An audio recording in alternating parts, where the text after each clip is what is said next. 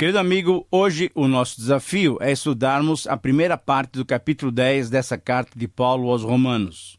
Nesses versos, encontramos a argumentação de Paulo sobre a rejeição, sobre a incredulidade de Israel. A preocupação de Paulo com seus conterrâneos, com seus patrícios judeus, continua aqui.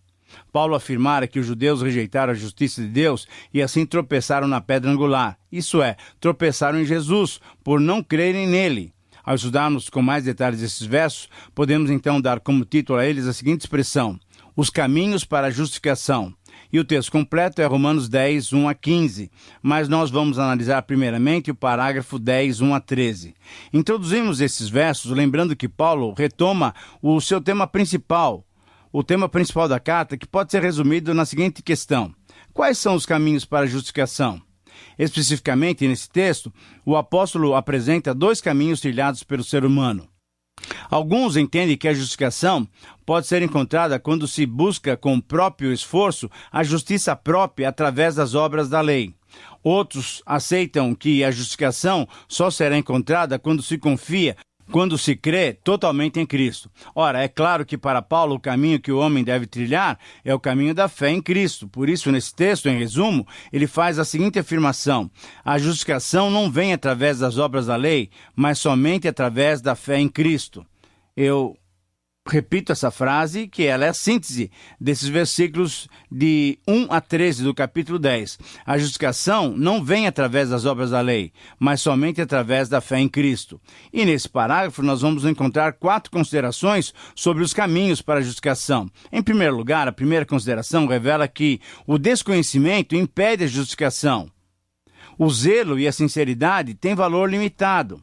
O desconhecimento ou a falta de entendimento causa prejuízos fatais. É preciso, então, que o alvo da lei se perceba, o alvo da lei aponta para Cristo. Ora, novamente nós vemos o desejo mais sincero do coração do apóstolo. Aqui está a sua oração mais fervorosa e sentida.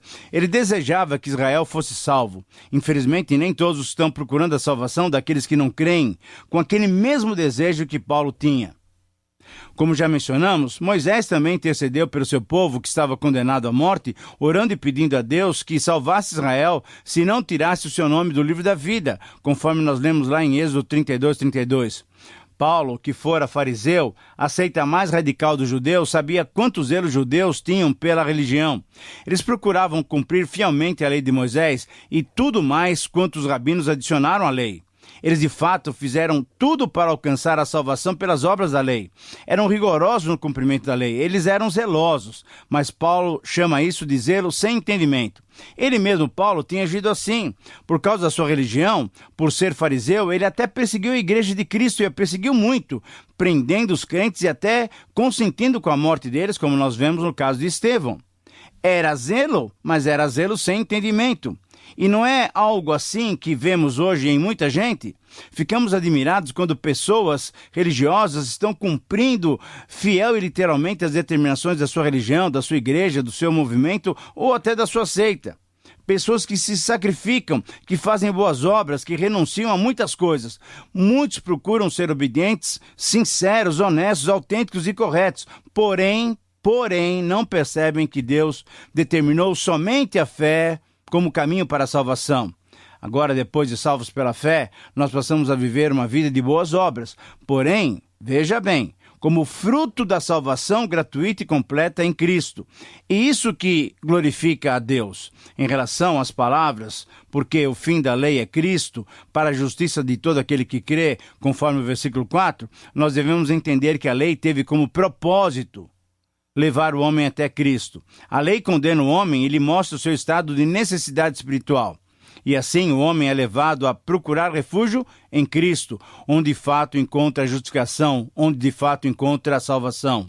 O fim da lei, quer dizer, o alvo da lei, o objetivo da lei, o propósito da lei era e é apontar para Cristo, mostrando que nele podemos cumprir as exigências da lei. Por quê? Ora, porque ele já cumpriu a lei em nosso lugar, e por isso mesmo todos nós cristãos estamos livres da lei, não estamos mais sob a lei, conforme ele mesmo tinha dito no capítulo 6, versículo 15. Minha oração, querido amigo, é que você se aproprie diariamente da justiça de Jesus Cristo, nosso Senhor. Uma segunda consideração é que a prática da lei não conduz à justificação. Versículo 5. A lei de Moisés não pode justificar. A lei revela o fracasso humano. A lei está enferma pela carne. Veja o que Paulo escreveu lá em Romanos 8, 3 e 4. O verso 5 diz assim: Ora, Moisés escreveu que o homem que praticar a justiça decorrente da lei viverá por ela. Como notamos em Levítico 18, 5, Deuteronômio 6, 1 a 3, Deuteronômio 8, 1, a própria lei prometia que, se obedecessem, viveriam e seriam abençoados. Mas o fato é que ninguém conseguiu cumprir a lei, senão a pessoa, senão o nosso Senhor Jesus Cristo. Não conseguimos obedecer à lei, pois todos nós somos pecadores e temos o desejo nato de desobedecer a Deus. Portanto, sem obediência à lei, não há justificação. Apenas pela fé em Cristo é que somos justificados.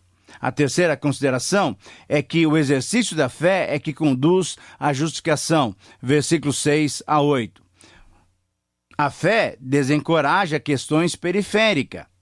A fé é viabilizada pela palavra colocada nos lábios e no coração. A fé está baseada na palavra pregada. Agora, qual seria o significado dessas palavras dos versículos 6, 7 e 8? O apóstolo quis dizer que não era e não é preciso atos heróicos para o homem obter a salvação. Não é preciso que alguém traga Jesus de novo do céu, ou não é necessário que alguém levante Jesus da sepultura. É, isso mesmo. Não é necessário tudo isso, porque tudo isso já foi feito. Cristo já veio do céu, enviado pelo Pai, e morreu numa cruz, e foi levantado do meio dos mortos quando ressuscitou. Nada mais é necessário para a nossa salvação, se não depositarmos a nossa fé nele. Essa é a verdade mais claramente explicitada, e isso está no versículo 8. Porém, que se diz: a palavra está perto de ti, na tua boca e no teu coração, isto é, a palavra de fé que pregamos. É a palavra da cruz, é o evangelho das boas novas que salva o homem. O evangelho que pregamos. Essa é a mensagem salvadora que está ao alcance de qualquer homem. Então, a quarta consideração é que a confissão e a crença são os únicos requisitos da justificação. Versículos 9, 10, 11, 12 e 13. 9 a 13. A confissão e a invocação de Jesus são fundamentais para a justificação. A crença na ressurreição de Jesus é fundamental para a justificação. A justificação é para todos os homens, sem qualquer distinção. Veja bem, naqueles bem conhecidos versículos 9 e 10, nós lemos: se com a tua boca confessares Jesus como Senhor, e em teu coração creres que Deus o ressuscitou dentre os mortos, serás salvo. Porque com o coração se crê para a justiça, e com a boca se confessa a respeito da salvação. O que Paulo está fazendo aqui é reforçar a ideia de como as condições são fáceis para serem cumpridas. O homem precisa apenas crer em Cristo, aceitando-o como Salvador e Senhor, crendo na sua ressurreição, isso é, crendo na sua divindade, crendo no Filho de Deus. Esta fé tem que ser sincera, é crer no coração e confessar através dos lábios. Com o coração que se crê e com a boca que se confessa essa crença, essa fé, essa certeza. Permita-me fazer uma pergunta. Você tem crido em Jesus? Você tem confessado o nome de Jesus? No verso 11, Paulo reafirma que quem crê em Jesus não será confundido, ninguém será equivocado. A fé em Jesus Cristo é a maior segurança que o homem pode ter hoje. Estamos vivendo num tempo de muitos enganos, de muitas mentiras, falsificações, seitas novas, religiões novas, ideologias e filosofias novas têm surgido a cada dia. E elas têm enganado a muitos, deixando cada vez mais as pessoas incrédulas e vacilantes.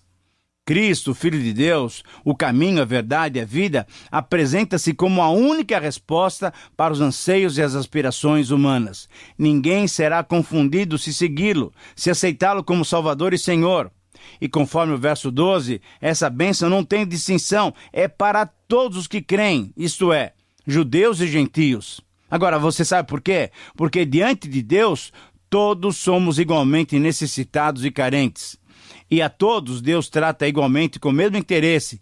E a todos Ele oferece o mesmo remédio, pois a doença do homem seja ele gentio ou judeu, pobre ou rico, oriental ou ocidental, negro ou branco, alfabetizado ou analfabeto, o problema do homem é o problema do pecado.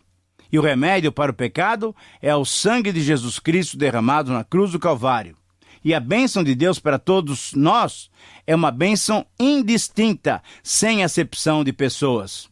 Ora, diante disso, a nossa conclusão só pode ser expressa da seguinte maneira: perante os dois possíveis caminhos para a justificação, o caminho da fé em Cristo é o único que conduz à justificação. Muito bem, então depois de fazermos essas 4 considerações sobre os caminhos da justificação, eu creio que vale a pena nos aprofundarmos na segunda parte do texto, que abrange os versos 13, 14 e 15. Esse texto mostra que a maioria dos cristãos conhece bem, mas as suas palavras muitas vezes não são bem entendidas. Vamos lê-lo novamente. Porque todo aquele que invocar o nome do Senhor será salvo. Como, porém, invocarão aquele em quem não creram? E como crerão naquele de quem nada ouviram? E como ouvirão se não há quem pregue? E como pregarão se não forem enviados? Como está escrito: quão formosos são os pés dos que anunciam coisas boas. Ora, diante dessas colocações, podemos dar a esses versos o seguinte título: a justificação está disponível a todos, sem distinção. Ao introduzirmos a abordagem sobre esse texto, devemos reconhecer que esse é um dos textos mais conhecidos dessa carta de Paulo aos Romanos, conhecido como mobilizador da tarefa missionária e da tarefa de evangelização. Esse texto, então, revela, dentro da relação Deus-Israel, que a justificação ou a salvação sempre esteve disponível a todos os homens, a todos os seres humanos, a todo o que invocar o nome do Senhor. Tal afirmação paulina tem por base a profecia de Joel, capítulo 2, versículo 32, que também foi usada por Pedro logo no primeiro sermão após a vinda do Espírito Santo para inaugurar a igreja, lá em Atos 2. Por isso, de modo sintético, é possível afirmar que o texto mostra que todo homem deve saber que a justificação está disponível a todos, sem distinção. Eu repito, essa é a frase que resume os versículos 13 a 15. Todo homem deve saber que a justificação está disponível a todos, sem distinção. Portanto, para que o ser humano disponibilize da justificação, são necessários 5 passos mostrados numa ordem inversa. O primeiro passo é enviar a mensagem, versículo 15. Quem deve enviar? Ora, os já justificados. É dever de quem já é salvo compartilhar com outros as bênçãos da justificação. Mas no mesmo tempo em que é um dever compartilhar, é também um privilégio poder compartilhar uma mensagem tão transformadora. Só a fé no sacrifício de Jesus tem poder para mudar um homem. É privilégio nosso e não de mais ninguém anunciar exatamente isso, que só Jesus Cristo salva. Mas para quem enviar? Ora, para os não justificados. A mensagem de salvação deve ser proclamada para aqueles que ainda não conhecem a Jesus como seu Senhor e Salvador. O segundo passo, então, é pregar a mensagem. Uma vez que fomos enviados, uma vez que enviamos, agora é pregar a mensagem. Também no versículo 15. Pregar a possibilidade de justificação a todos na pessoa e no sacrifício de Jesus Cristo. Pregar essa poderosa mensagem de transformação tornam belos os pés, torna belo o andar, o caminhar daqueles que anunciam as boas novas do Evangelho. Paulo, citando o texto de Isaías 52:7, refere-se aos mensageiros que traziam as boas notícias da libertação aos exilados que estavam na Babilônia. A partir daí, então, podemos entender quão belos são os pés, quão belo é o caminhar daqueles que anunciam a libertação dos nossos pecados. O terceiro passo é ouvir o Evangelho. Capítulo 10, versículo 14. O Evangelho é a palavra divina. Precisamos ouvi-lo e dar crédito à sua mensagem. O Evangelho é a boa nova de salvação. Portanto, é necessário ouvir com atenção. O próprio Paulo, anos mais tarde, discorreu ao seu filho Timóteo sobre o poder transformador do Evangelho quando disse: As Escrituras são sagradas letras que podem tornar qualquer um sábio para a salvação pela fé em Jesus Cristo. 2 Timóteo 3,15. O quarto passo é crer no Senhor Jesus Cristo, também no versículo 14. A fé é dom de Deus, conforme nós lemos lá em Efésios 2, 8 e 9. A fé tem como alvo o Senhor Jesus. As palavras do verso 14 são clássicas sobre a pregação. São clássicas sobre missões, sobre evangelização. Quem invocar o nome do Senhor será salvo. Com as suas perguntas retóricas dirigidas ao seu interlocutor imaginário, Paulo está mostrando a necessidade de cada um dos passos que se deve dar até se conseguir, até se completar a salvação, até a justificação. Primeiro, a necessidade de se invocar o nome do Senhor Jesus. Segundo, a necessidade de se crer com o coração na ressurreição de Jesus e confessar a Jesus como Senhor. Terceiro, a necessidade de se ouvir a mensagem do Evangelho. Quarto, a necessidade de se proclamar a salvação em Jesus. E um quinto passo, a necessidade de se enviar proclamadores do Evangelho. Existe no presente uma necessidade muito maior da pregação do Evangelho. O mundo está se tornando cada vez maior. A população cresce. A explosão demográfica precisa ser acompanhada de um crescimento de obreiros, de pregadores, de testemunhas vivas de Cristo, de crentes espirituais e fervorosos, de homens e mulheres de corações abrasados pelo amor a Cristo e pelo amor às almas. Existem aqueles que dizem que Deus não vai deixar ninguém se perder. Na verdade, é Satanás, o inimigo das almas, que está espalhando essas ideias mentirosas por toda parte. Muitos, em nome do ecumenismo, andam dizendo que qualquer religião é boa. O que vale é a intenção, a sinceridade. Mas, infelizmente, não é assim. Sinceridade não salva ninguém. Por outro lado, não podemos nos envergonhar do Evangelho, pois ele é o poder de Deus para a salvação de todo o que crê. Mas esse desprendimento para proclamar essa coragem para pregar o Evangelho, isso só vai ocorrer se lembrarmos de que Jesus disse logo antes de partir: assim como o Pai me enviou, eu também vos envio. João 20, 21. Ora, se temos a ordem e a autoridade de Jesus, só nos resta responder a essa chamada divina e proclamarmos a salvação em Cristo Jesus a esse mundo perdido, mergulhado nas trevas, no pecado e na confusão religiosa. O quinto passo é invocar o nome do Senhor Jesus Cristo. Capítulo 10, versículo 13. Agora, o que é que significa invocar? Ao invocar-se o nome do Senhor Jesus, tem-se a justificação ou a salvação. Então, o versículo 13, eu quero lê-lo para você. Todo aquele que invocar o nome do Senhor será salvo. Aqui se comprova mais uma vez a simplicidade do Evangelho. Falando sobre algo tão importante, como é a questão da salvação da alma, como é a questão da justificação, ou falando sobre a maneira como o homem pode se reencontrar com Deus, o apóstolo nos apresenta esse precioso caminho em palavras tremendamente simples, pois simples é o caminho para Deus.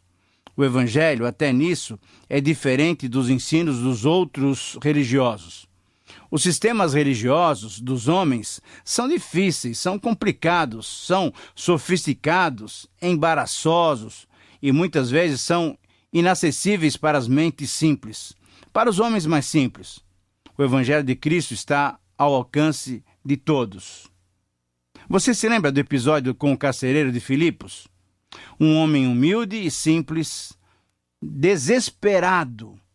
E ele pergunta então a Paulo, o que deveria fazer para se salvar? E qual foi a resposta que Paulo deu? Qual a resposta que você daria? Você apontaria para a sua religião? Note bem a pergunta do necessitado. Atos 16:30. Que devo fazer para que seja salvo? O apóstolo respondeu, crê no Senhor Jesus Cristo e serás salvo, tu e a tua casa. Atos 16:31. Será que você está autorizado por Deus a dar uma resposta diferente aos que lhe dirigem a mesma pergunta hoje? Não, com certeza não. A resposta cristã e evangélica é ainda a mesma, e será sempre a mesma. Crê no Senhor Jesus Cristo e serás salvo, tu e a tua casa. Assim como Paulo disse ao carcereiro, o verso 13 deve ser bem entendido. Pois invocar é pedir ajuda, é clamar a presença de Jesus em nossas vidas, é crer de todo o nosso coração, de toda a nossa força, de todo o nosso entendimento, que Jesus pode mudar a nossa vida. Essa é a manifestação da fé no Deus que salva, que redime, que abençoa. Eu peço a Deus que você já tenha invocado o nome de Jesus. Mas se você ainda não fez, aproveite essa oportunidade e faça-o agora. É simples. O caminho para Deus é simples. Crê no Senhor Jesus Cristo, invoque o seu nome, confesse-o com seus lábios. Diga para ele: Senhor, eu recebo o Senhor, o seu sacrifício, como presente de Deus para a minha vida. E eu creio no Senhor como Salvador, como Senhor de minha vida. Entrego a minha vida ao Senhor Jesus. Você está invocando o nome do Senhor Jesus. Você está crendo, está declarando isso. Faça-o agora. Quão formosos são os pés dos que anunciam coisas boas. Versículo 15. Assim como Isaías enalteceu aqueles mensageiros que traziam boas notícias com relação à libertação do cativeiro da Babilônia, os mensageiros que anunciam as boas novas da salvação em Cristo têm um ministério abençoado e devem ser ouvidos. Querido amigo, talvez você já tenha feito a sua decisão. Eu creio que a maioria dos que estão me ouvindo agora já tenham Jesus Cristo como Senhor e Salvador. Mas agora a sua responsabilidade é proclamar essa mesma verdade a tantos quantos ainda não conhecem a salvação em Jesus Cristo, a tantos quantos não experimentaram a salvação em Jesus Cristo. Quão formosos são os pés dos que anunciam coisas boas. O meu desejo e a minha oração é que o seu caminhar seja um caminhar formoso, porque você anuncia o Evangelho de Jesus Cristo. Um grande abraço, que o Senhor te abençoe e até o próximo programa.